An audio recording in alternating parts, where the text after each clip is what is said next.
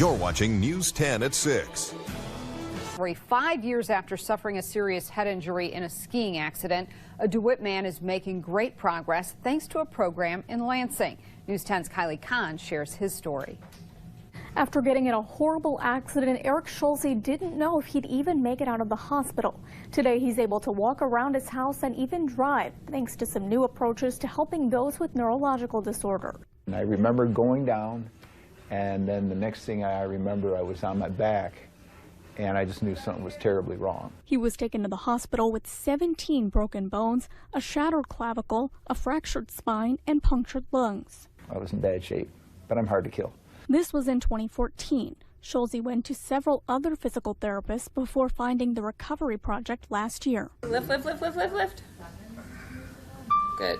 For most people, it would be too late to make any significant progress this long after an accident. He just in this past year, since January, has been able to stop wearing one of his leg braces. And you know, 5 years after his injury, that's not common. The Recovery Project focuses mainly on patients with neurological disorders. Through some innovative techniques like functional electrical stimulation, he's been able to regain his independence. These pads here are providing electrical stimulation to the muscle, so they're helping the muscle to have a strong contraction. We were working with the FES bike, and then we started something new, which is called the BFR. It's called blood flow restriction. Kind of like putting a blood pressure cuff around your arm, tightening it real tight. There's a formula to help tighten it, and exercising that way. Much of Schulze's recovery hasn't been because of a certain movement or machine, but his own drive to push himself. He moved his bedroom to the basement, so he has to go up and down stairs every day. He's just a very positive and motivated